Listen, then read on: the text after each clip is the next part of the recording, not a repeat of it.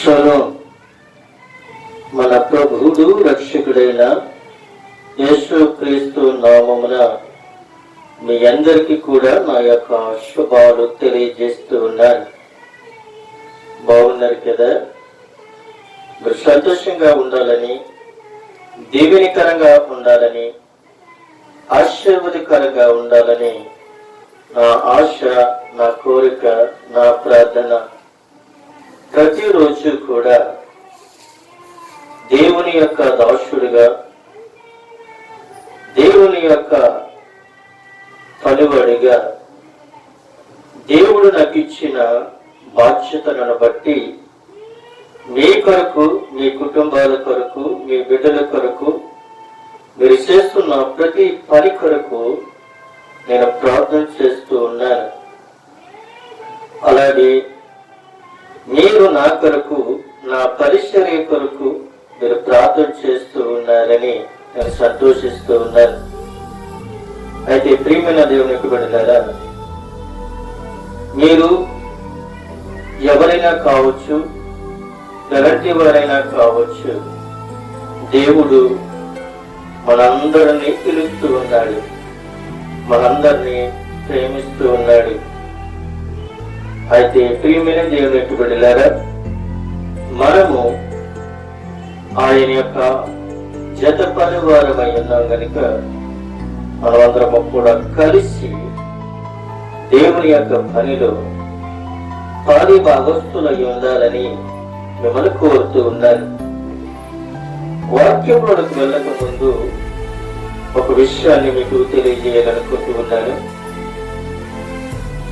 మొట్టమొదటిసారిగా మా యొక్క యూట్యూబ్ ఛానల్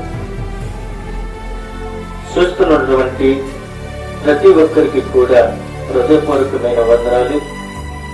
అలాగే కొత్తగా చూస్తున్న వారు సబ్స్క్రైబ్ చేసుకోండి. అలాగే చూస్తున్న ప్రతి ఒక్కరు కూడా లైక్ చేయండి. అలాగే అనేక మందికి షేర్ చేయండి. అలాగే మీరు నాకు కామెంట్ రూపంలో మీ యొక్క సలహాలను, సూచనలను అవి తెలియపరచండి.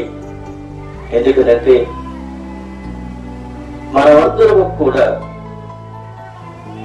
దేవుని యొక్క పని,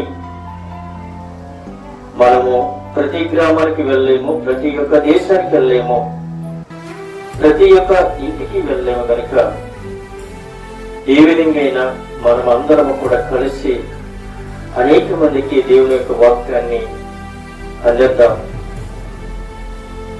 అందుకు మీ అందరికీ కూడా హృదయపూర్వకమైన ధన్యవాదములు. ప్రియమైన దేవుని యొక్క బిడ్డలారా, నేరుగా మనము దేవుని యొక్క వాక్యాన్ని పంచుకోవడానికి దేవుడు కృప చూపిస్తూ ఉన్నాడు కనుక దేవుని యొక్క మాటలు మనము ధ్యానించుకోబోతూ ఉన్నాము. అయితే ప్రియమైన దేవుని యొక్క బిడ్డలారా, ఇక్కడ అంశము మనము ఈ యొక్క 2024 సంవత్సరంలో మరి 11వ నెలలో మనం ఉన్నాము. అలాగే 11వ నెల, 12వ నెల, ఈ 2 నెలలు కూడా ప్రభువైన యేసు క్రీస్తు యొక్క పుట్టక గురించి, ఆయన యొక్క జన్మదిన వేడుకల గురించి అనేకమైన దైవవచనాలు అందిస్తూ ఉన్నారు, ప్రకటిస్తూ ఉన్నారు. అందునిమిత్తము ప్రియమైన దేవుని యొక్క బిడ్డలారా, ఆయన యొక్క జన్మదిన వేడుకల గురించి, ఆయన యొక్క పుట్టక గురించి మనము కొన్ని మాటలు ఈ 11వ నెల, 12వ నెల, ఈ 2 నెలలు కూడా దేవుని యొక్క మాటలు యేసు క్రీస్తు పుట్టక గురించి, ఆయన జన్మదినము గురించి మనము ధ్యానించుకోబోతూ ఉన్నాము కనుక ఈ రోజుని మనము అంశము ఏంటి అనంటే, స్త్రీ పురుషుడు విడనాడ ఉద్దేశములు అనగా భార్య భర్త వారి ఉద్దేశములు, భార్య భర్త విడిగా ఉండటం వలన వారి ఉద్దేశములు ఈ రోజుని దేవుని యొక్క మాటల ద్వారాగా మనము ధ్యానించుకోబోతూ ఉన్నాం. ఇది మీరు తప్పుడుగా అనుకోవద్దు. ఇది గ్రంథములో ఉన్న మాటలే మీకు ప్రకటిస్తున్నాను, బయలుపరుస్తున్నాను. మీరు ఎవరైనా సరే, మీరు ఎవరో విన్నా ఇది నా జీవితానికి దేవుడు నాతో మాట్లాడుతూ ఉన్నాడు, నా జీవితాన్ని మార్చుకోవాలి, నా తలంపులు మార్చుకోవాలి, ఈ యొక్క వాగ్దానము, ఈ యొక్క వాక్యము, ఈ యొక్క ప్రవచన నాతో దేవుడు మాట్లాడుతున్నాడని మీరందరూ కూడా గ్రహించి ఈ యొక్క వాక్యం విని విన్నవారు పురుషులైనా స్త్రీలైనా యవనస్తులైనా ఎవరైనా కావచ్చు, నీ జీవితాన్ని మార్చుకుంటే మీరు ధన్యులు, నీ ప్రవర్తన మార్చుకుంటే మీరు ధన్యులు, మీ నడవడికను మార్చుకుంటే మీరు ధన్యులు. ఎందుకనంటే వాక్యము ఖచ్చితంగా మాట్లాడుతుంది కనుక. వాక్యము ఖచ్చితంగా నీతో, నీ హృదయంతో, నీ తలంపులతో, నీ నడవడికతో మాట్లాడుతుంది. ఆలోచన బాగపోతే ఆలోచన మార్చుకుందాం, తలంపులు బాగపోతే తలంపులు మార్చుకుందాం, మాట బాగకపోతే మాట మార్చుకుందాం. శరీరము కల్మషం చేసుకుంటే పరిశుద్ధంగా మార్చబడదాం. నడవడిక మార్చకపోతే నడవడికని మనము మార్చుకుందాం. వాక్యము ద్వారా మనము సరి చేసుకుందాము. ప్రియమైన దేవునికి బిడ్డలారా, అయితే స్త్రీని పురుషుడు విడనాడి ఉద్దేశములను మనము ఈ అంశము ద్వారా మనము ధ్యానించుకోబోతూ ఉన్నాము కనుక మీరు కూడా మీ గ్రంథాలను తెలిసి చూసినట్లయితే ఆయన ఖచ్చితంగా నీతో మాట్లాడుతూ ఉన్నాడు. ఇది నా కొరకే, నా జీవితం మార్చుకోవాలని మీరందరూ కూడా తలంచండి. ప్రతిరోజు కూడా ప్రభు మీతో మాట్లాడునుగాక. దేవుని స్తోత్రం, హల్లెలూయా. చూడండి ప్రియమైన దేవునికి బిడ్డలారా, మత్తయి సువార్త మొదటి అధ్యాయము 19వ వచనములో ఒక విషయాన్ని దేవుడు బయలుపరుస్తూ ఉన్నాడు.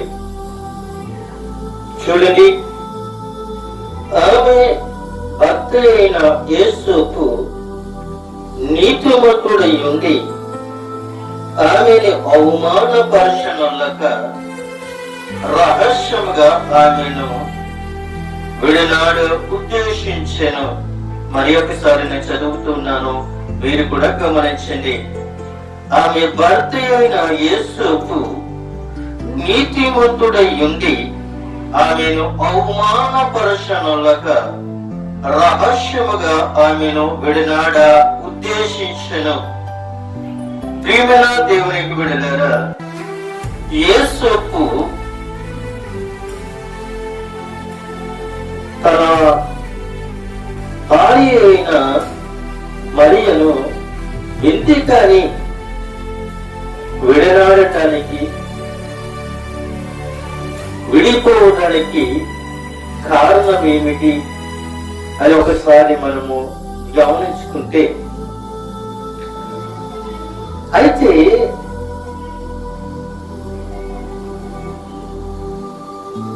యేసుకు భార్య అయిన మరియను అవమానపరచకూడదు. యేసుకు ఎందుకని అవమానపరచకూడదు అని అనుకున్నాడు అని అంటే, యేసుకు నీతిమంతుడు, యేసుకు నీతిమంతుడు. అయితే ప్రియమైన దేవునికి బిడ్డలారా, యేసుకు బహిరంగముగా మరియను అవమానపరచలేదు. యేసుకు బహిరంగంగా తన భార్య అయిన మరియను ఆయన ఏం చేశాడు? అవమానపరచలేదు. ఎందుకనంటే అతడు నీతిమంతుడు. యేసోపు ఏమై ఉన్నాడు అంటే నీతిమంతుడై ఉన్నాడు. కాబట్టి ఈ నీతిమంతుడి యొక్క నోటు నుండి ఎటువంటి దుర్భాష గాని, ఎటువంటి అవమానకరమైన మాటలు గాని అతనిలో నుండి రాలేదండి. అతని తోటి వారు బహుశా అతడు ఆమెను పాపమును బట్టి బట్టబయలు చేస్తానని భావించి ఉంటారు. యేసోపు నీతిమంతుడై ఉన్నాడు. మరియా గర్భవతి అయి ఉన్నది. తన భార్య గర్భవతి అయి ఉన్నదని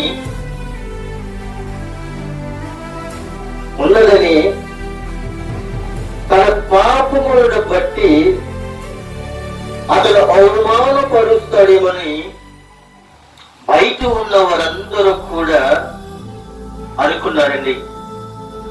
చుట్టుపక్కల ఉన్న వారందరూ కూడా యేసోపు భార్యను దూషిస్తాడు, భార్యని నిందిస్తాడు, భార్యని అవమానపరుస్తాడు, భార్యను ఎందుకని ఈ విధంగా చేసావు అని నిందిస్తాడేమో అని చుట్టుపక్కల ఉన్న గ్రామస్తులు కావచ్చు, పెద్దలు కావచ్చు, అనేక మంది ప్రజలు కావచ్చు యేసోపుని చూస్తూ ఉన్నారు. ఏదైనా మాట్లాడతాడేమో, ఏదైనా దూషిస్తాడేమో, ఏదైనా అవమానపరుస్తాడేమో అని భావించారు వారు. అయితే అతడు ఏమై ఉన్నాడంటే యథార్థమైన నీతి, కరుణ, కనికరముతో కూడిన అతడు ఉన్నాడు. నీతి, న్యాయము, కరుణ, కనికరముతో అతడు ఉన్నట్లుగా కనబడుతూ ఉన్నాడు.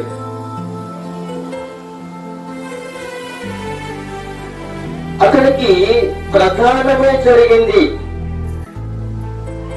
యేసోపుకి ఏం జరిగిందంటే ప్రధానము జరిగింది కానీ అప్పటికి ఇంకా వివాహం కాలేదు. చూడండి 18వ వచనమున మనం చూసినట్లయితే యేసుక్రీస్తు జనమును బెట్లనగా ఆయన తల్లి అయిన మరియా యేసోపునకు ప్రదానము చేయబడిన తరువాత వారి ఏకము కాకమునకు ఆమె పరిశుద్ధాత్మ వలన గర్భవతిగా ఉండెను. ఏమైనదంటే యేసోపు తన భార్యతో కలవలేదు, యేసోపు తన భార్యతో మాట్లాడలేదు, యేసోపు తన భార్యతో శారీరకముగా అతను కలవలేదండి. ఈ గర్భము ఎలాగొచ్చింది అని అంటే వారు ఏకమకాకమునకు వారిద్దరికి ఇంకా వివాహం కాలేదు. వారికి ప్రధానం మాత్రమే జరిగింది. ప్రధానము జరిగి ఇంకా వివాహానికి వారికి దగ్గరికి రాలేదు. కాబట్టి పరిశుద్ధాత్మ దేవుడు కన్య అయిన మరియను దేవుడు ఏర్పరచుకుని, ఎందుకని ఏర్పరచుకున్నాడు అంటే మరియా నీతిమంతురాలు, యథార్థవంతురాలు, ధర్మశాస్త్రములో దేవుని యందు భయభక్తులు కలిగి ఎరిగిన స్త్రీ. అందుకు దేవుడు కన్య అయిన మరియను దేవుడు ఏర్పరచుకున్నాడు. ఏర్పరచుకున్న తర్వాత వారి ఏకము కాకముందే పరిశుద్ధాత్మ దేవుడు ఆమె గర్భాన్ని ఆవరించి ఆమె గర్భంలో నజరేయుడైన యేసు క్రీస్తును ఆమె గర్భంలో ఉంచాడు దేవుని పరిశుద్ధాత్మ దేవుడు. దేవుడు మరియను ఆమె యొక్క నీతిని, యథార్థాన్ని చూసి ఈమెలో ఎటువంటి పాపము లేదు, ఈమెలో ఎటువంటి దోషము లేదు. అందు నిమిత్తము ఈమె గర్భాన్ని నా యొక్క కుమారుడు ఉద్భవించాలి.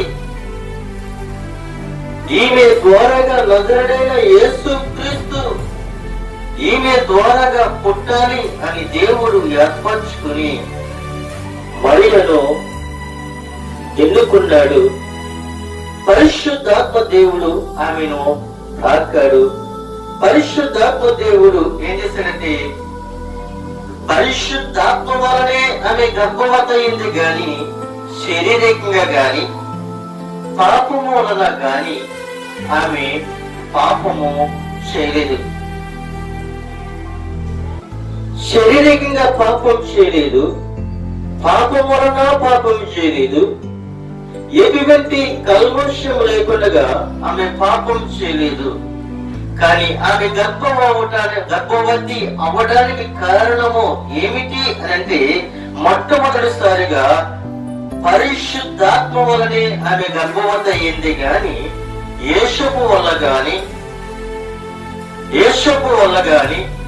యేసపు యొక్క కలవి యొక్క వలన గాని ఆమె గర్భవతిగా లేదు. అందునిమిత్తమే ఈ యేసపు ఆలోచించి ఏం చేస్తున్నాడు తెలుసా? ఆమెను అవమానపరుషనులక రహస్యంగా ఆమెని విడిచిపెట్టాలి అని అనుకుంటూ ఉన్నాడు. నా వల్ల ఆమె గర్భము ధరించలేదు, మేమిద్దరూ కూడా కలుసుకోలేదు కదా, ఇది ఎలా సాధ్యము అని అనుకొని డైరెక్టర్ గా మరియ దగ్గరికి వెళ్ళి అడగలేదు.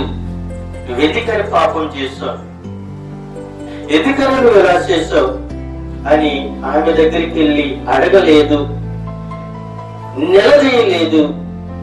కానీ ఆమెను రహస్యంగా విడిచిపెట్టేయాలి అని నిర్ణయం తీసుకున్నాడు. ఎవరైనా అయితే ఒకసారి ఆలోచిద్దాం. ఒక ఉదాహరణగా మనం ఆలోచించి చేసినట్లయితే మన దేశంలో కావచ్చు, మన ప్రాంతాలలో కావచ్చు, ఎవరైనా కావచ్చు, ఒక స్త్రీకి ఒక పురుషుడికి ప్రధానము చేయబడి అనగా ఎంగేజ్మెంట్ అయ్యి పెళ్లి రోజుకి ఇంకా సిద్ధము కాక మునిపే ఆమె గర్భవతి అయిన తర్వాత ప్రధానము చేయబడి ఇంటికొచ్చిన కొన్ని రోజుల తర్వాత ఆమె గర్భవతి అయ్యింది అని అనుకోండి. ఆ అయిన సంగతి ఆ ప్రధానము చేయబడిన ఆ పురుషుడికి, ఆ బంధువులకి, వాళ్ళ రక్త సంబంధులకి, పురుషుడి యొక్క తల్లిదండ్రులకి తెలిస్తే భయం చేస్తారో తెలుసా? వెళ్ళి నీ కూతురు ఇటువంటిది, నీ కూతురు ఇటువంటిది, నీ కూతురు ఇటువంటి తప్పుడు పని చేసింది, ఇటువంటి దానిని నా ఇంటి కోడలుగా ఎలా తెచ్చుకోవాలి, నా కొడుకుకి ఇటువంటి భార్యని ఎలా తీసి తెచ్చుకోవాలి, 10 మందిలో నా పరువు ఏంటి, గ్రామంలో నా పరువు ఏంటి, పెద్దలలో నా పరువు ఏంటి అని వెళ్ళి ఆ స్త్రీని, వాళ్ళ తల్లిదండ్రులను వాళ్ళ ఇష్టానుసారంగా వాళ్ళని అవమాన పాలు చేస్తారు, వాళ్ళ పెద్దలో పెడతారు, వారిని రోడ్డు మీదకి వీడ్చి వాళ్ళని అవమాన పాలు చేస్తారు.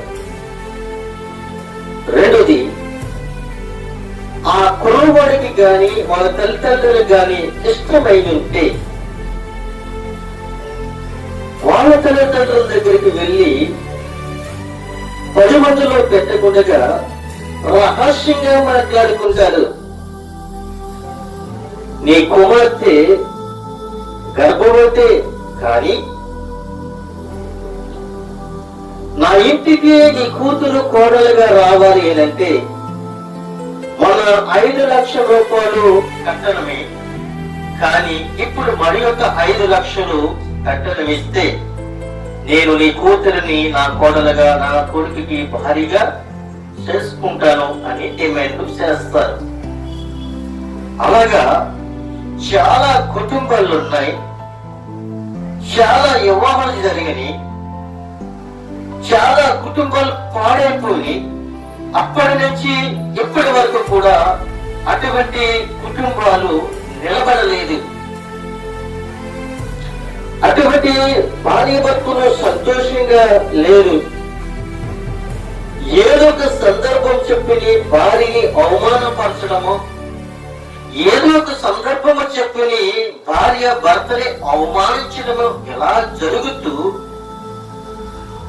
వాళ్ళ శారీరకంగా వాళ్ళ కుటుంబాన్ని అలా సాగుతూనే ఉన్నారు, గాని ఆ కుటుంబంలో సంతోషమైనది ఏమీ లేదు.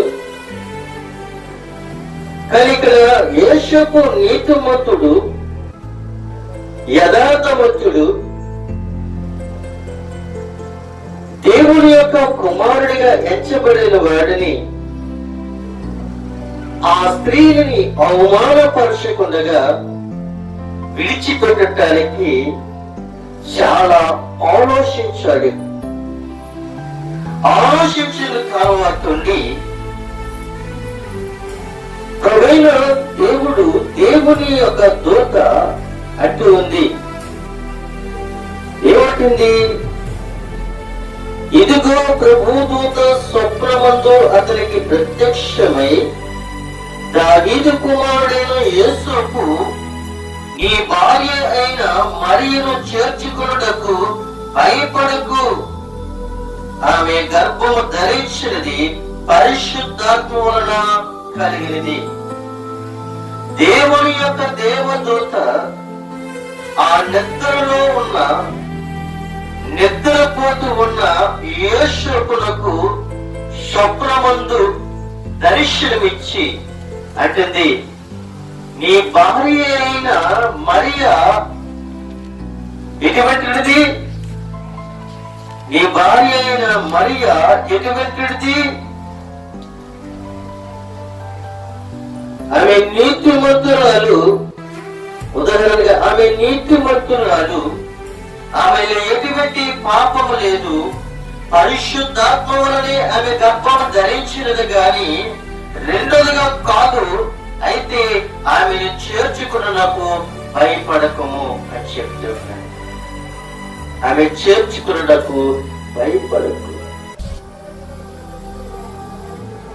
ఎవరు చెప్తున్నారు అంటే దేవుని యొక్క దూత యేసుతో మాట్లాడుతూ ఉంది. విడిచిపెట్టాలి అని అనుకున్నాడు, కానీ దూత వచ్చి మాట్లాడుతుంది, ఆమె చేర్చుకున్నకు భయపడకు. అది గ్రామంలో జరిగిన వలన గర్భవతి కాదు, వేరే వారితో కలుసుకున్న గర్భము కాదు, అలాగే నీతో ఉన్న గర్భము కాదది. ఆమె ధరించినది ఏంటి? పరిశుద్ధాత్మ వలనే ఆమె గర్భము ధరించినది కానీ ఆమె పాపము వలన మాత్రము కాదు. అందుకే ఆమెను చేర్చుకొనుటకు భయపడకు. ఉదాహరణగా అనుకుందాం, ఈ సృష్టిలో అదే విధంగా ఒక స్త్రీ గర్భవతి అయిన తర్వాత ఆ పురుషుడు ఆ గర్భవతిని తీసుకుని తన ఇంటికి వస్తున్న సమయంలో ఎంతమంది అవమానకరంగా మాట్లాడతారు. వివాహం కాకముందే గర్భవతి అయిందంట. అటువంటి గర్భవతి అయిన స్త్రీని వీడు ఎలా తీసుకుని వచ్చాడు? వీడికి సిగ్గి లేదా? ఈమెతో ఎలా కాపురం చేస్తాడు? ఈ స్త్రీని తీసుకుని ఎలా 10 మందిలోకి వెళ్తాడు? ఇలాగా ఈ సృష్టిలో సృష్టింపబడిన ప్రతి ఒక్క స్త్రీలు పురుషులు కూడా ఇటువంటి అవమానకరంగా మాట్లాడతారు. కానీ ప్రియమైన దేవుని యొక్క బిడ్డలారా, యోసేపు నీతిమంతుడై ఉన్నాడు కాబట్టి ఆమెను చేర్చుకున్నకు అతను భయపడలేదు. ఎందుకంటే దేవుడు చెప్పింది అతడు అంగీకరించినట్లుగా అక్కడ మనం చూస్తూ ఉన్నాం. అయితే ప్రియమైన దేవుని బిడ్డలారా, ఆమె యొక్క కుమారులను కలను తన ప్రజల వారి పాపముల నుండి ఆయనే రక్షించిన గనక ఆయనకి యేసు అని పేరు పెట్టెదరు. ప్రజల యొక్క పాపరహితుడైన యేసు క్రీస్తు ప్రజల యొక్క పాపమును కడగటానికి, ప్రజల యొక్క పాపము ఆయన మీద వేసుకోవడానికి, ప్రజల యొక్క పాపమును ఆయన శుద్ధీకరించడానికి ఆయన ఈ లోకానికి నజరేయుడైన యేసు క్రీస్తుగా ఈ భూలోకానికి రాబోతూ ఉన్నాడు. రాబోతూ ఉండమే కాదని ప్రియమైన దేవునికి వెళ్ళారు. ఆయన వచ్చినాడు 2000 సంవత్సరాలకు ముందే ఆయన వచ్చాడు. వచ్చి నీ కొరకు నా కొరకు ఆయన మరణించాడు. ఎందుకంటే లేఖనాలు ప్రతి సంవత్సరము కూడా ఈ డిసెంబర్ నెలలోను, జనవరి మరి నవంబర్ నెలలోను, మరి జనవరి నెలలోను ఆయన జన్మదిన వేడుకల గురించి, ఆయన పుట్టక గురించి మనం జ్ఞాపకం చేసుకుంటున్నాము. అదే తప్ప గాని యేసోపు పాపం చేసిన వాడు కాదు, మరియ పాపం చేసింది కాదు. యేసుక్రీస్తు మన పాపముల కొరకు పరిశుద్ధుడైన దేవుడు మరియ గర్భాన్ని ఉద్భవించి ఉన్నాడు. నీ పాపము కొరకు, నా పాపము కొరకు, దేశంలో ఉన్న ప్రతి ఒక్క పాపముల కొరకు, ప్రతి ఒక్క ప్రజల పాపములను ఆయన మోయటానికి ఆయన ఈ లోకానికి వస్తూ ఉన్నాడు, వచ్చి ఉన్నాడు. అందరి మధ్యమే ప్రతి ఒక్క దైవజనుడు యేసుక్రీస్తు కొరకు, మరియ కొరకు, యేసోపు కొరకు సున్నితంగా చక్కగా అర్థమైన రీతిలో వారు ప్రకటిస్తూ ఉన్నారు, బయలుపరుస్తూ ఉన్నారు. ప్రియమైన దేవునికి బిడ్డలారా, మరియ గర్భవతిగా ఉండటానికి కారణము ఎవరు అనంటే పరిశుద్ధాత్మ. మరియ గర్భవతిగా ఉండటానికి కారణము ఎవరు అనంటే పరిశుద్ధాత్మ. కానీ లోకము కాదు, తన భర్త అయిన యేసోపు కాదు, సమాజము కాదు, కానీ పరిశుద్ధాత్మ వలని మరి గర్భవతి అయింది. గాని రెండవ వారి వలన కాదని ఇక్కడ లేఖనము తెలియజేస్తూ ఉంది. భార్యని విడిచిపెట్టడానికి కారణాలు మనము చూద్దాం.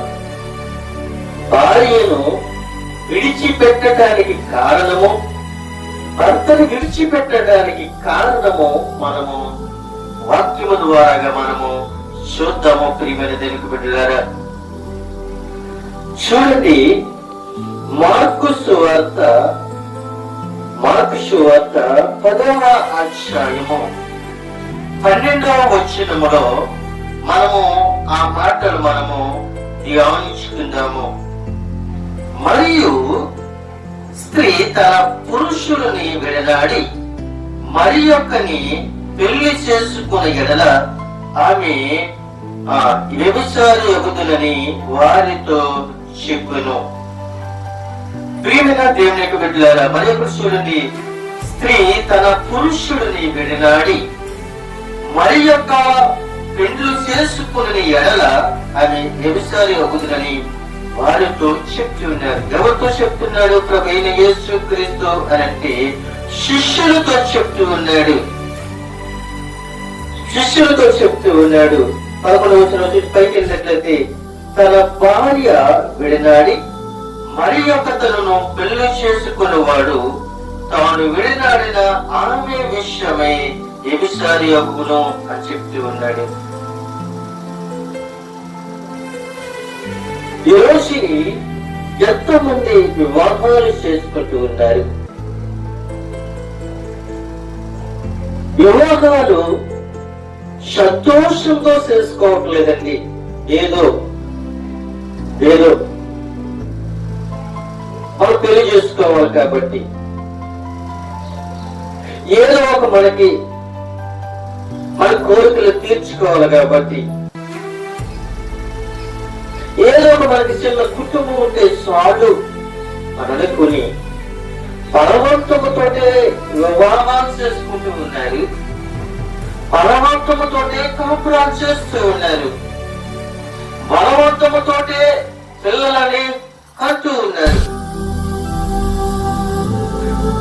బలవంతంతో వివాహాలు, బలవంతముతోటి కాపురములు, బలవంతముతో పిల్లలు కంటూ ఉన్నారు. బలవంతముతో భార్య భర్తను విడిపోతూ ఉన్నారు. దేవుడేమన్నాడు? మీరు వివాహము చేసుకుని భార్య భర్తలు సంతోషంగా ఉండి సుఖించి పిల్లలను కని భూమిని నిందించండి, భూమిని లోపరుచుకోవాలని చెప్తూ ఉన్నారు. కానీ ఇక్కడ ఏం జరుగుతుంది? బలవంతంతో వివాహం చేసుకుంటున్నారు, బలవంతంతో కాపురాలు చేస్తున్నారు, బలవంతంతో పిల్లలను కట్టి ఉన్నారు, బలవంతంతో విడిపోతూ ఉన్నారు. వివాహం చేసుకోవడం ఎందుకు? పిల్లల కష్టం ఎందుకు? పిల్లలని అనాథలుగా చేయటం ఎందుకు? మీరు విడిపోవడమే కాదు కానీ కొన్ని రోజుల తర్వాత మళ్ళీ జరుగుతుంది తెలుసా? స్త్రీ మరి ఒక పురుషుడిని చేసుకుంటుంది, పురుషుడు మరి ఒక స్త్రీని చేసుకుంటున్నారు. వీళ్ళందరూ సంతోషంగా ఉంటున్నారు. తీరా చూసినప్పటికీ వాళ్ళకు పుట్టిన బిడ్డల్ని నడి రోడ్డు మీద వదిలేస్తూ ఉన్నారు ఈ రోజుల్లో. ఇలా తల్లికి దగ్గరగా కాకుండా, ఇలాగ తండ్రికి దగ్గరగా కాకుండా వాళ్ళు ఒంటరిగా జీవిస్తూ వాళ్ళు ఏమవుతున్నారో తెలుసా? నరహంతకులైపోతూ ఉన్నారు. నరహంతకులైపోవడమే కాదు కానీ వాళ్ళు ద్రోహులైపోతూ ఉన్నారు. వాళ్ళు అనేకమైన పాపములు చేస్తూ ఉన్నారు. తల్లిదండ్రుల మీద ఉన్న కక్షను బట్టి వాళ్ళు దోషులుగా నిలబడి వాళ్ళు ఏం చేస్తున్నారు తెలుసా? వాళ్ళు వృద్ధాంబాలకు వెళ్ళిపోతూ ఉన్నారు. ఏదో ఒక స్త్రీని పాడు చేయటము, ఏదో ఒక పురుషులను పాడు చేయటము, ఏదో ఒక స్త్రీని చంపడము, ఏదో ఒక పురుషుని చంపడము. ఎలాగా న్యాయస్థానంలోకి వెళ్ళి నిలబడిన తర్వాత ఆ న్యాయస్థానము వాళ్ళ శిక్ష విధించిన తర్వాత ఆ శిక్షలో వాళ్ళు ఏం చేస్తున్నారు? శిక్షని వాళ్ళు అనుభవిస్తూ ఉన్నారు. తల్లిదండ్రులు చేసిన తప్పులకి, తల్లిదండ్రులు చేసిన వాళ్ళ యొక్క కోరికలకి ఒక పురుషుడు ఒక స్త్రీ పడైపోతూ ఉంది న్యాయస్థానంలో. వీళ్ళు ఎలాగైపోవడానికి కారణము ఎవరు అంటే తల్లిదండ్రులే. వీళ్ళు సంతోషంగా ఉండి సంతోషమైన పెంపకంలో మనం తిరిగి న్యాయస్థానంలోకి వెళ్ళి మనం నిలబడవలసిన అవసరము లేదు. కానీ ఈ రోజుని వారి జీవితాన్ని పాడైపోవడానికి కారణము తల్లిదండ్రులు మాత్రమే. ప్రియమైన దేవుని బిడ్డలారా, వేరే ఒక స్త్రీని చేసుకుని నేను పెళ్లి చేసుకోలేదు కదని సంసారం జీవిస్తున్నాను, సంసారమైన సాగరంలో సాగిపోతున్నాను కదని ఈ పురుషులకు వచ్చు, ఈ స్త్రీ అనుకోవచ్చు నేను వేరే ఒక పెళ్లి చేసుకున్నాను కదా, నేను సంతోషంగా ఉన్నాను కదా, నాకు ఎటువంటి లోటు లేదు కదని ఈ స్త్రీ అనుకోవచ్చు. కానీ మీ ఇద్దరు చేసేది ఏంటో తెలుసా? తప్పు చేస్తూ ఉన్నారు. మీ ఇద్దరు భార్య భర్తలు కాదు, మీ ఇద్దరు భార్య భర్తలు కాదు. అచ్చమైన సత్యమైన దేశ సాంప్రదాయంలో వివాహం చేసుకుని విడిపోయి వేరొక పెళ్లి చేసుకుంటే అది వివాహం కాదు. ఈ యొక్క శరీర కోరికలు తీర్చుకోవడానికి వివాహం చేసుకున్నవి కానీ స్వచ్ఛమైన అచ్చమైన ఈ యొక్క సాంప్రదాయాలను బట్టి నీ కుటుంబాన్ని బట్టి నీ బంధువులను బట్టి వివాహం చేసుకోవాలి. రోజుని బంధువులు చేసిన వివాహము, తల్లిదండ్రులు చేసిన వివాహము నీవు పాడు చేసుకుని మరి యొక్క వివాహం చేసుకుని నీతివంతుడిని నీతివంతురాలని యథార్థవంతురాలని యథార్థవంతుడు చెప్పుకుంటుంటే నువ్వు తిరుగుతున్నావి. అది దేవుడు అంటున్నాడు, అది తప్పు అని అంటున్నాడు, అది పాపము అని అంటున్నాడు. ఆ పాపం చేసి పిల్లల కూడా వాళ్ళు కూడా మనకులాగే వాళ్ళు ప్రవర్తిస్తూ ఉంటారు కొన్ని రోజుల తర్వాత. దేవునికి బిడ్డలారా, అది తప్పు అని ప్రభు సెలవిస్తూ ఉన్నాడు. ఇక్కడ పరిశుద్ధాత్మ దేవుడు మాట్లాడుతూ ఉన్నాడు. మరి యొక్క మాట మనం చూస్తున్నట్లయితే స్త్రీ తన భర్తను విడదాని మరి యొక్క స్త్రీని పెళ్లి చేసుకున్నాను అని ఆమె పట్ల అనుసరించడం చెప్తూ ఉన్నాడు. శిష్యులు యేసు ప్రభువును అడుగుతున్నారు, ఆయన సమాధానము వీటిని ఇస్తున్నాడు, భార్య భర్త ఎప్పటికీ ఒంటరిగా ఉండకూడదు అని చెప్తున్నాడు. ఈ శిష్యులు యేసు క్రీస్తును అడుగుతున్నారు, ఇది ఎలాగా, దీనికి కారణాలు ఏమిటి అని అడుగుతూ ఉన్నారు. అయితే యేసు క్రీస్తు ఆయన అంటున్నాడు, భార్య భర్త ఎప్పటికీ కూడా వారు విడిపోకూడదు, విడిపోకూడదు. రెండవది ఒంటరిగా ఉండకూడదు. బ్రతికినంత కాలము ఒకరికొకరు అర్థం చేసుకోవాలి అని ప్రభు సెలవిస్తూ ఉన్నాడు. బ్రతికినంత కాలము కూడా ఒంటరిగా ఉండకూడదు, ఒంటరిగా మిగిలిపోకూడదు, ఒంటరిగా జీవించకూడదు. కానీ ఎప్పటికీ భార్య భర్త చెత్తగానే ఉండాలి, చెత్త పనివారిగా మాత్రమే ఉండాలి అని చెప్తూ ఉన్నాడు. బ్రతికినంత కాలము ఒకరికొకరు అర్థం చేసుకోవాలి,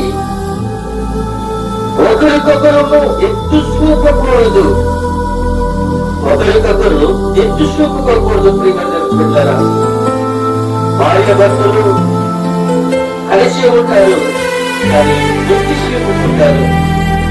నీ బ్రతికితే నీ స్థితి నువ్వు ఎప్పటికీ మారవు అని భార్య భర్తని, భర్త భార్యని ఏం చేస్తారు, అవమానకరంగా మాట్లాడుతూ ఉంటారు. అవమానకరంగా ఉండకూడదు, అవమానకరంగా ఉండకూడదు. కానీ ఒకరికి ఒకరు గౌరవించుకోవాలి అని ప్రభు సెలవిస్తున్నాడు. ఒకరికొకరు భార్యకి భర్త, భర్తకి భార్య గౌరవించుకోవాలి. భార్య భర్తలు గౌరవించుకున్నప్పుడు నీ పిల్లలు నిన్ను, నీ కుటుంబాన్ని గౌరవిస్తారు, తల్లిదండ్రుల్ని గౌరవిస్తారు. మీరు కొట్టుకొని తిట్టుకొని లాక్కుని పీక్కుని ఉంటే మిమ్మల్ని చూసి మీ పిల్లలు కూడా అదే పరిస్థితుల్లో ఉండిపోతారు. ఆ జీవితాలు కూడా అలాగే ఉండిపోతాయని ఇక్కడ మనకి తెలియపడుతున్నారు. భార్య భర్తలు కూర్చుని మాట్లాడుకోవాలి, సలహా తీసుకోవాలి. భార్య భర్తలు కూర్చోవాలి, కూర్చుని భార్యకు భర్త సలహా ఇవ్వాలి, భర్తకు భార్య సలహా ఇవ్వాలి, భర్త భార్యకు సలహా ఇవ్వాలి. ఒకరికొకరు సలహా తీసుకున్నప్పుడు ఈ సంసారం యొక్క దాంపత్య జీవితంలో ఎదరికి సాగుతారు. మీ యొక్క దాంపత్య జీవితంలో ఒకరికి ఒకరు అర్థం చేసుకుంటే చక్కగా సాగిపోతుంది. ఒకరి పట్ల ఒకరు ఎడబాస్తే ఈ జీవిత కాలం అంతా కూడా ఎడబాస్తూనే ఉంటారని ఇక్కడ ప్రభు సెలవిస్తూ ఉన్నాడు. ప్రాణం పోయేంత వరకు కూడా ఇద్దరు కలిసి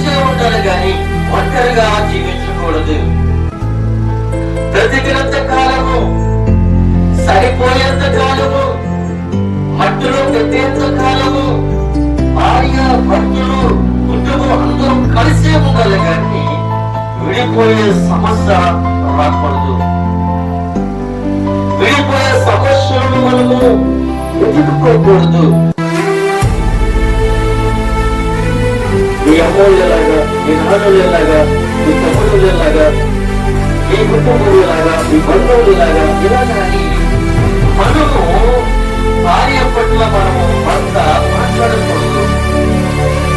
భర్త పట్ల భార్య మాట్లాడకూడదు.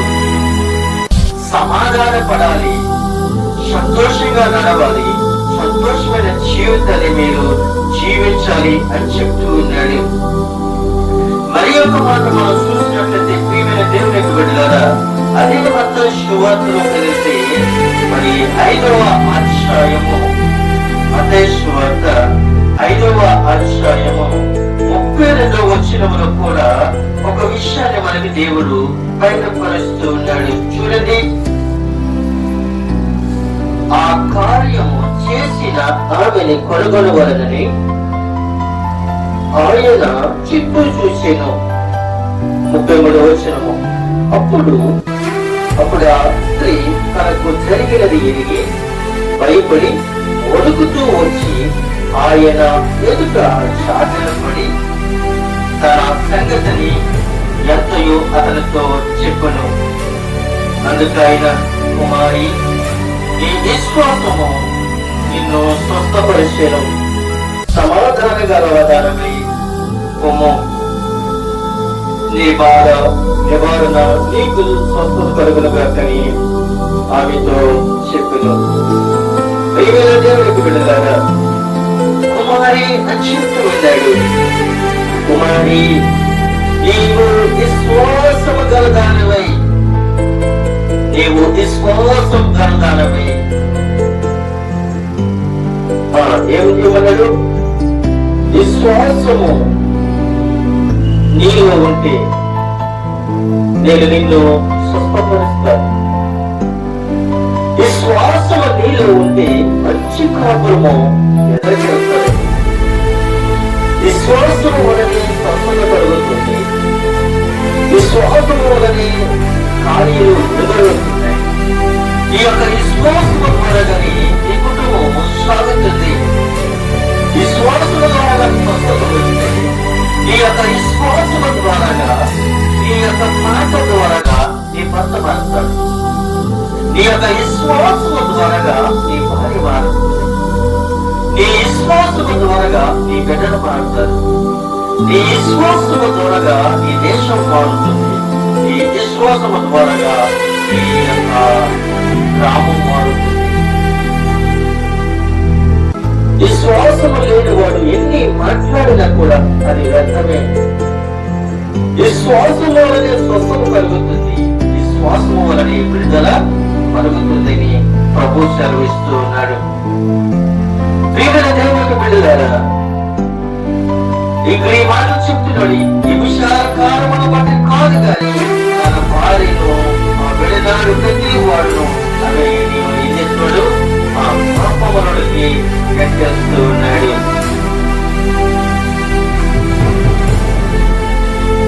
వారిని విడిచిపెట్టడానికి కారణాలు, భర్తలు విడిచిపెట్టడానికి కారణాలు ఇక్కడ వెతుక్కుంటూ ఉన్నారు భార్య భర్తలు. భార్యను విడిచిపెట్టడానికి కానీ భర్తలు విడిచిపెట్టడానికి కానీ కారణాలు వెతుక్కుంటున్నారు ఈ భార్య భర్తలు. ఏం వెతుకుతున్నారు అంటే, భార్య భర్తలు విడిపోవడానికి కారణాలు వెతుక్కోవడానికి ఏంటి అని అంటే, మొట్టమొదటిసారిగా మనం చూసినట్లయితే నీవు అందంగా లేవు. ఏం చెప్తున్నారు? నీవు అందంగా లేవు. రెండోదిగా నీవు నల్లగా ఉన్నావు. అందంగా లేవు, నల్లగా ఉన్నావు. మరి ఒక మనం చూసినట్లయితే నీవు పొట్టిగా ఉన్నావు. ఇక్కడ మనం కొన్ని విషయాలు మనం ధ్యానించుకోబోతున్నాం. ఉదాహరణగా భార్య భర్తలు విడిపోవడానికి కారణాలు వెతుకుతున్నారు. నీవు అందంగా లేవు, నీవు నల్లగా ఉన్నావు, నువ్వు పొట్టిగా ఉన్నావు, నీ పరమాంస ఎత్తుగా ఉంది, నీవు చిత్తు మరి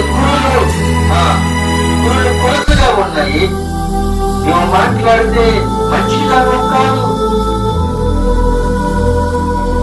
నువ్వు మాట్లాడితే మంచిదానం కాదు, నీ నోటి నుంచి వచ్చిన ప్రతి మాట కూడా అప్పుడు మాత్రమే మాట్లాడుతావు. నీ నోటి నుంచి వచ్చిన ప్రతి మాట కూడా వ్యర్థమైన మాటలే మాట్లాడతావు? ఇలాగా భార్యాభర్తలు ఎత్తి చూపుకుంటారు. భర్త భార్యను విడిచిపెట్టడానికి కారణాలు వెతుకుతూ కొట్టి కొట్టి కొట్టి హింసించి అంటూ ఉంటాడు. ఏమంటాడు తెలుసా? కూరలో కారం ఎక్కివేస్తావు. ప్రతిరోజు కూడా ఇదే బాధ. కూరలో కారం ఎక్కివేస్తావు, కూరలో ఉప్పు ఎక్కివేస్తావు. రెండోది, నువ్వు నాకు బంగారం కొనలేదు, నా సారీ కొనలేదని ఇలాగా గొడవలు పెట్టుకుని కష్టం చేసుకొని వాళ్ళ కుటుంబాన్ని దూరం చేసుకుంటూ ఉన్నారు. ప్రియమైన దేవునికి బిడ్డలారా, ఇక్కడ మనం చూస్తున్నట్లయితే పరిశుద్ధాత్మ దేవుడు మనతో మాట్లాడుతూ ఉన్నాడు. అదే మధ్యలో మనం చూసినట్లయితే ప్రియమైన దేవునికి బిడ్డలారా, మత్తయి చూసినట్లయితే 19వ అధ్యాయము 9వ వచనంలో మాట మనకి తెలియపరుస్తూ ఉన్నాడు. మత్తయి సువార్తము 19వ అధ్యాయము 9వ వచనంలో ఈ మాట మనకి తెలియపరుస్తూ ఉన్నాడు. మరియు వ్యభిచారము నిమిత్తమే తప్ప తన భార్యను విడనాడి మరియు ఒకటిని పెళ్లి చేసుకున్నవాడు విశాలము చేస్తున్నాడని, విడనాడబడిన దానిని పెళ్లి చేసుకున్నవాడు విశాలం చేస్తున్నాడని నీతో చెబుతున్నానని వారితో చెప్తున్నాడు. చూడండి, నువ్వు వివాహం చేసుకున్నది భార్యాభర్తలతో సంతోషించడానికి కానీ, పెళ్లి చేసుకుని విడిపోయి మరి ఒక స్త్రీని మరి ఒక పురుషుడిని పెళ్లి చేసుకుంటే అది వివాహ బంధము కాదు. ఇది పాపబంధమే గాని వివాహ బంధము కాని పరిశుద్ధాత్మ దేవుడు సెలవిస్తున్నాడు. మరి ఒక మాట మనం చూసినట్లయితే ప్రియమైన దేవునికి బిడ్డలారా, మరి ఒకటి మనం చూసినట్లయితే లోకాసు వార్త 16వ అధ్యాయము మరి 18వ వచనంలో చూసినట్లయితే భార్యను విడనాడి మరి ఒకరిని వివాహం చేసుకున్నవాడు వ్యభిచారిస్తున్నాడు అని చెప్తూ ఉన్నాడు. మొదటి కొరింథీయులకు రాసిన పత్రిక 7వ అధ్యాయం 8-11 వచనాలుగా మనం చూసినట్లయితే పెళ్లి కాని వారితో విధవరాలను చెప్తూ ఉన్నారు అని చెప్తూ ప్రతి వారికి సొంత భార్య ఉండాలి అని చెప్తూ ఉన్నాడు. ప్రతి వారికి సొంత భార్య ఉండాలి అని చెప్తూ ఉన్నాడు. ఎందుకని ప్రతి వారికి సొంత భార్య ఉండాలి అంటే, అది పుట్టి పెరిగి యువన కాలంలోకి వచ్చిన తర్వాత వారికి అనేకమైన కోరికలు, శరీర కోరికలు కావచ్చు, వేరే వేరే కోరికలు కావచ్చు. వారి వివాహ సంబంధముగా వచ్చినప్పటికీ వారికి వివాహం చెయ్యాలి గాని వారిని వయస్సు మీరిపోయిన తర్వాత వయస్సు మీరిపోయేంత వరకు కూడా వారిని పట్టించుకోకుండా ఉండి అనేకమైన కొందరు పనులు ఆ పురుషుడు అతన్ని చేస్తారని దేవుడు అపోస్తలుల పౌలు తెలియపరుస్తున్నాడు. ప్రతి వారికి ఏముండాలి అంటే సొంత భార్య మాత్రమే ఉండాలి, తెలుగు భార్య కాదండి. కాబట్టి ప్రతి స్త్రీని చూసి మోహించటం కాదు, నీ పక్క నుంచి ఎవరైనా వెళ్తూ ఉంటే ఆ స్త్రీని చూసి హ్యాబిట్ చేయడం కాదు. కానీ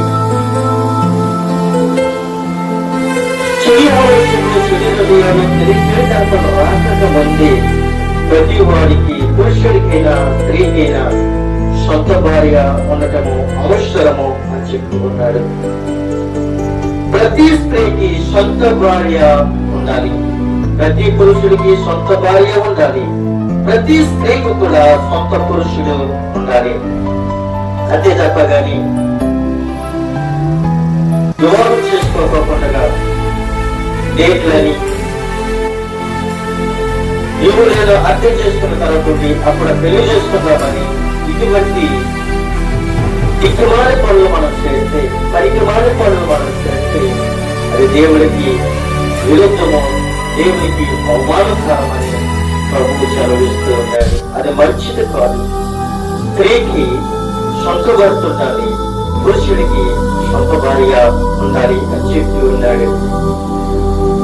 స్త్రీకి పురుషుడికి సొంత భర్త సొంత భార్య ఉండాలి అంటే వాళ్ళు ఒంటరిగా ఉండడానికి కారణం ఏమిటంటే వాళ్ళ కామ కట్టులు కాకుండా ఉండడం కాబట్టి తెలియజేసుకోవాలి. వాళ్ళు పాపము చేయకుండా ఉండడం కొరకే ఈ వివాహం, కానీ పాపం చేయడానికి వివాహం కాదని పాపము చేయకుండా ఉండడం కొరకే వివాహాలు, కానీ పాపం చేయడానికి వివాహాలు కాదు. కామపరులైన కొరకు కొంతమంది చేతితో పనిచేస్తారు, కొంతమంది వస్తువులతో పనిచేస్తారు. స్త్రీ వస్తువులతో పనిచేస్తుంది, పురుషుడు చేతులతో పనిచేస్తూ ఉన్నాడు. దేవుడు నీకు ఇచ్చిన ఐశ్వర్యములు, ఘనతలు, అందాన్ని, సౌందర్యాన్ని ఈ భార్యకి అర్పించినట్టు కానీ చేతితో పనిచేసి భూమిని పాడు చేయడం చెప్పలేదు. స్త్రీతో కూడా అదే చెప్పాడు. వివాహం చేసుకుని నీ భర్తతో సుఖించమని చెప్పాడు, కానీ కాయగూరలతో జంతువులతో పాపం చేయమని ఎక్కడ చెప్పలేదు. ప్రియమైన దేవునికి వెళ్ళారు. దేవుడు నీకు ఇచ్చింది భార్య భర్తను సంతోషంగా జీవించడానికి, కానీ వస్తువులతో కాదని ఇక్కడ ప్రభువు సెలవిస్తూ ఉన్నాడు. భార్య భర్త ఎలబాయకూడదు. భార్య కోపం వచ్చినప్పుడు కోపంతో మాట్లాడుతుంది, భర్తకు కోపం వచ్చినప్పుడు వేరే వాళ్ళతో మాట్లాడతారు. భార్య భర్తలు ఎలబాయకూడదు, మొకాపటిగా మాట్లాడుకోవాలి. భర్త ఏమో గోడకి చెప్పి భార్య ఏమో టీవీకి చెప్తే అది మంచి పద్ధతి కాదు అని చెప్తూ ఉన్నాడు. భార్య భర్తలు సమాధానం పడాలి. భార్య భర్తలు చిన్న గొడవ వచ్చినప్పుడు అది ఆరాధన చేసుకుని విడిపోయేంత వరకు కూడా మాపులు తీసుకుని పరిస్థితి తెలియజేసుకోకూడదు. భార్య భర్తలు గొడవ వచ్చిన ఆకర్షణ వచ్చినప్పుడు కూడా మంచం మీదకు వచ్చేటప్పుడు ఒకటై ఉండాలి, విడబాయకూడదు. భార్య గోడ పక్కకి, భర్త గోడ పక్కకి తిరిగి మయ్యని ఖాళీగా ఉంటే మయ్యడానికి ఎవరొస్తారో తెలుసా? శాఖలు గారు వచ్చి ఏం చేస్తారో తెలుసా? భార్యను భర్తను వేరు చేసి శాఖలు గారు హిందువులను కూడా వాడుకుంటాడు. వాడి నరకను తీసుకుని వెళ్ళిపోతాడు, కుటుంబానికి దూరం చేస్తాడు. ఈ సాతరిగాడు అబద్ధకుడు, దొంగ, నరహంతకుడు, బందిపోటు. భార్య భర్తలు విడదీయడానికి ఎన్నో కుయుక్తులు వెతుతాడు వీడు. వాడి మాటల మీరు వెనకండి. ప్రియమైన తెలుగు బిడ్డలారా, వాడి మాటల మీరు వెనకండి. స్త్రీ భర్తను రక్షించదువో లేదో నీకే తెలియదు. ఓ స్త్రీ, నీ భర్తను రక్షించదువో లేదో నీకే తెలియదు. నిజమే ప్రియమైన తెలుగు బిడ్డలారా, ఈ రోజుని స్త్రీలు వివాహం చేసుకుని భర్తని అవమాన పాలు చేసి భర్త సరిపోయే స్థితిలో జారిపోతూ ఉన్నారు.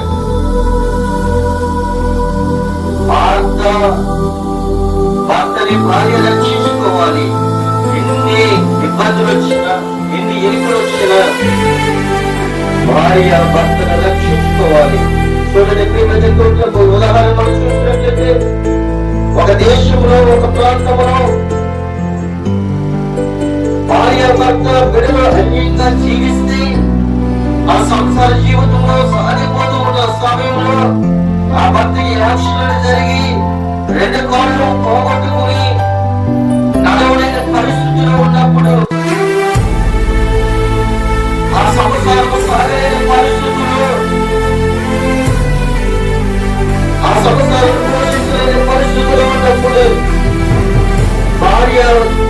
తన భర్తని భుజాన వేసుకుని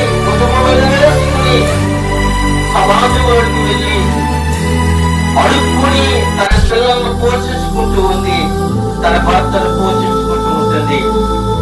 ఎందుకు తెలుసా? భార్య భర్త అన్యోన్యంగా జీవించమన్నాడు, కానీ సాతాను ఏం చేస్తాడంటే భర్త కారును లేకుండా చేస్తాడు. అయినప్పటికీ కూడా మన దాంపత్య జీవితంలో ఎలాగైతే సంతోషంగా జీవించాడో, భర్త కాలు లేనప్పటికీ కూడా భర్త భుజాన వేసుకుని అడుక్కుని తన భర్తని తన పిల్లల్ని పోషించుకుంటూ ఉంది.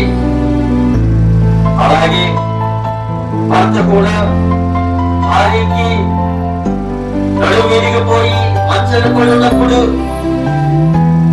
ఆమెను భర్తను విడిచిపెట్టలేదు. వాళ్ళు శారీరకంగా ఎలాగైతే ఉన్నారో, నడుము విరిగిపోయి మంచం మీద పడిపోయినప్పుడు కూడా వారికి తలంటి స్నానము చేయించి, భార్యకు గోరుముద్దలు తినిపించి, ఉదయం లేచి భార్య యొక్క మొత్తాన్ని కడిగి భార్యకి టిఫిన్ పెట్టి, భార్యకి సాయంకాలం స్నానం చేయించి బట్టలు మార్చి,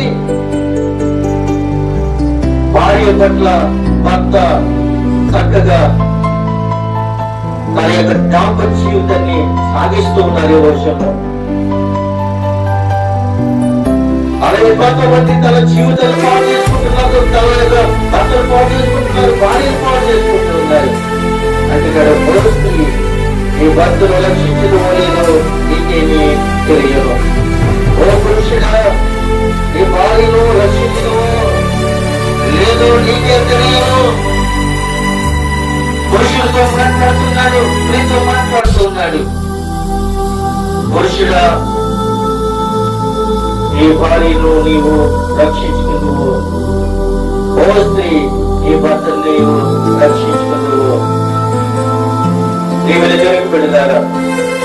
భార్య భర్తలు విడిపోవడానికి కారణాలు వెతకకూడదు. కలిసి ఉండటానికి కారణాలు వెతుక్కోవాలి, కానీ విడిపోవడానికి కారణాలు వెతకకూడదని పరిశుద్ధాత్మ దేవుడు బయలుపరుస్తున్నాడు. ప్రియమైన దేవునికి బిడ్డలారా, ఇక్కడ మనం చూసినట్లయితే భార్య భర్తలు అనగా స్త్రీ పురుషుడు విడనాడు ఉద్దేశములను మనం ఎదగకూడదని ఈ యొక్క అంశం ద్వారా మనం చూస్తూ ఉన్నాం. 6 విషయాలు మనము ధ్యానించుకున్నాం. 1, మరియ భర్త అయిన యేసుకు ఆమెను అవమానపరుచుటక రహస్యంగా విడనాడి ఉద్దేశము. మత్తయి సువార్త 1వ అధ్యాయము 18 నుండి 19 వరకు మనము ధ్యానించుకున్నాం. 2వ విషయం, పురుషుడు భార్యను విడనాడి మరి యొక్క స్త్రీని పెళ్లి చేసుకున్నవాడు ఆమె విషయమై విచారించున్నాడు అని మార్కు సువార్త 10వ అధ్యాయము 11వ వచనములో తెలియపరుస్తూ ఉన్నాయి. స్త్రీ తన భర్తను విడనాడి మరి యొక్క పురుషుడిని పెళ్లి చేసుకును, స్త్రీ అతనిని పట్ల వ్యభిచరింపబడను అని మార్కు సువార్త 10వ అధ్యాయము 12వ వచనములో ఇక్కడ మనకి కనబడుతూ ఉంది. 4వ విషయం, విడనాడబడిన దానిని పెండ్లు చేసుకునేవాడు వ్యభిచరించున్నాడు. మత్తయి సువార్త 5:32లో మనకి కనబడుతూ ఉంది. 4వది, వ్యభిచారం నిమిత్తమే తప్ప తన భార్యను విడనాడును. మత్తయి సువార్త 19వ అధ్యాయము 9వ వచనంలో మనకి దేవుడు బయలుపరుస్తున్నాడు. 5వ విషయం, భార్యను విడనాడి మరి ఒకరు వివాహము చేసుకుని ప్రతి వాడు వ్యభిచరించున్నాడు.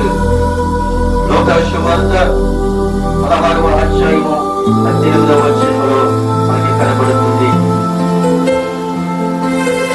6వ విషయం, పెళ్లి కాని వారితో విధవరాళ్లను చూపుచున్నాను. ఇక్కడ విధవరాళ్లతో చెప్తూ ఉన్నాడు. పెళ్లి కాని స్త్రీతోనూ పెళ్లి కాని పురుషులతో కూడా చెప్తూ ఉన్నాడు. 1 కొరింథీయుల రాసిన పత్రిక 7వ అధ్యాయము 2 నుండి 8, 11 వచనాలు. ఇక్కడ 6 విషయాలు మనము ధ్యానించుకున్నాం.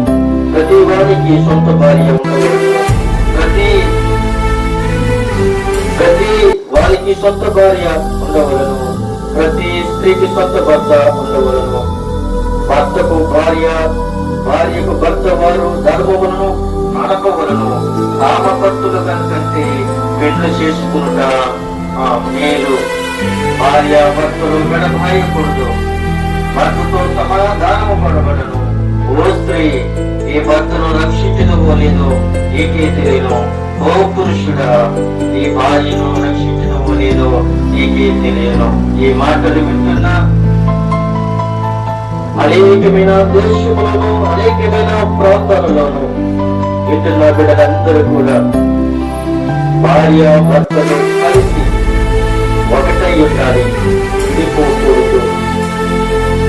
భార్య భర్తలు కలిసి సంతోషంగా జీవించాలి, కానీ విడిపోవడానికి కారణాలు వెతకకూడదు. భార్య భర్త కలిసి బిడ్డలను కాంతి, బిడ్డలని నడి రోడ్డుగా విడిచిపెట్టకండి. ఏ విధంగా మనము బ్రతికినంత కాలము, మన జీవిత కాలం అంతా కూడా కుటుంబంతో సంతోషంగా జీవించాలని, భార్య భర్తలు సంతోషంగా, భార్య ధర్మము భర్త ధర్మము భార్య జరిగించారు కాబట్టి మన కామకత్తులు కాకుండా ఉండడం కొరకు ఒకరికొకరు అర్థం చేసుకుని కాపురాలు చేసుకోవాలని, విడిపోకుండా ఉండడం కొరకు మనము వారిని గౌరవించడానికి, భర్తను గౌరవించడానికి మనము ముందడుగు వేయాలి కానీ వెనకడుగు వేయకూడదని తెలియపరుస్తూ నా మాటలు గమనిస్తూ ఉన్నాను. కొద్ది మాటలు దేవుడు దీవించి ఆశీర్వదించును గాక. ఆమేన్. ప్రార్థన చేసుకున్నాము. తలలో వచ్చినట్లయితే మమ్మల్ని మిక్కిలిగా ప్రేమించిన పరలోకపు తండ్రి, నీ ఘనమైన నామములకు లెక్కన స్తుతులు స్తోత్రాలు చెల్లిస్తూ ఉన్నాం.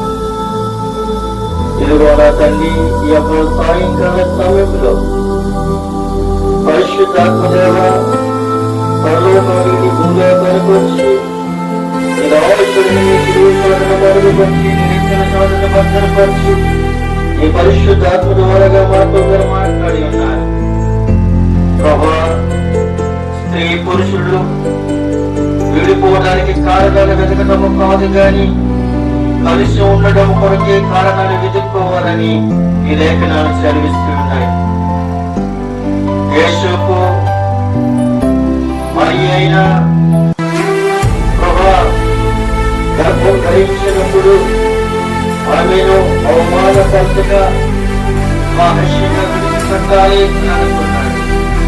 కానీ దేవుని యొక్క దూత యేసుతో మాట్లాడి, యేసుకు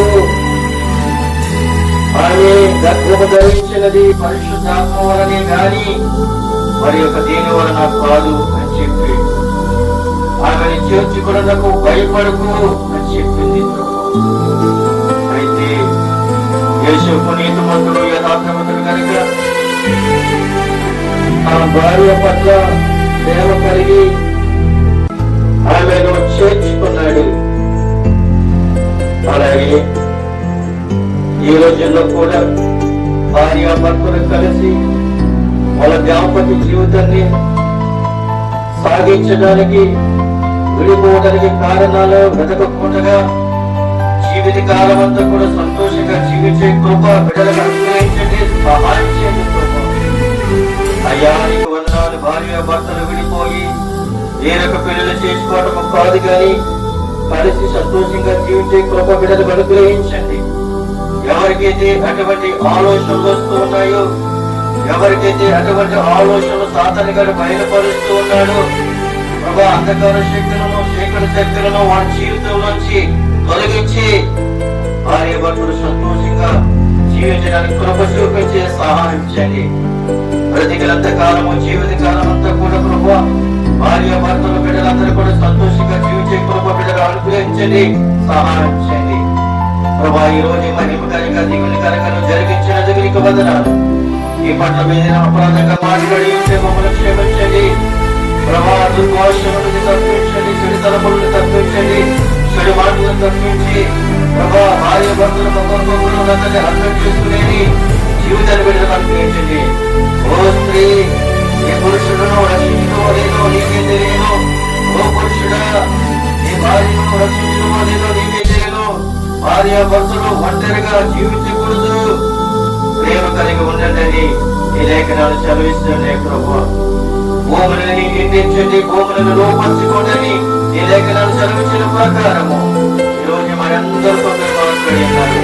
అలాగే దేశంతో మాట్లాడి ఉన్నారు ప్రభా, గ్రామాలతో మీరు మాట్లాడి ఉన్నారు, సమస్తములనే సృష్టితో మీరు మాట్లాడి ఉన్నారు ప్రభా. ఈ మాటలు నాయి కాదు ప్రభా, ఈ లేఖనంలో వచ్చిన ప్రతి మాటలు కూడా నువ్వు బయలుపరచావు కాబట్టి ఇది అవసరంగా నేను బయలుపరిచాను ప్రభా. ఈ మాటలు దీవెనికరంగా ఆశీర్వదకరంగా ప్రభా అందరూ కూడా సంతోషమైన జీవితాన్ని బిడ్డలకు అనుగ్రహించి మీరు భయం పొందుకుంటారని మీరు మొదటి మమ్మల్ని నడిపించండి, తోడుకొంచండి, దర్శనము దీవించని ఆశీర్వదించి మీరే మహిమయు ఘనతయు పొందుకుంటారని యేసు క్రీస్తు నామములో అడిగి వెళ్ళి ప్రార్థించుకుంటున్నాం ప్రభు తండ్రి. ఆమేన్, ఆమేన్, ఆమేన్. అందరికీ వందనాలు.